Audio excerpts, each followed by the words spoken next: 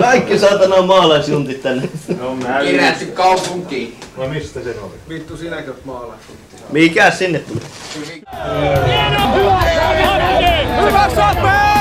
Jossain vaiheessa tää pelaaminen loppuu ja sitten olisi hyvä olla valmiina jotain muuta, mitä pystyy sitten ruveta vaikka saman tien tekemään tai jo osittain tehdä.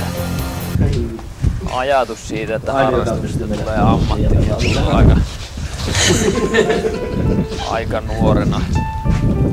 Se, että milloin se sitten niinku loppujen lopuksi niinku kävi toteen, niin se oli varmaan tuossa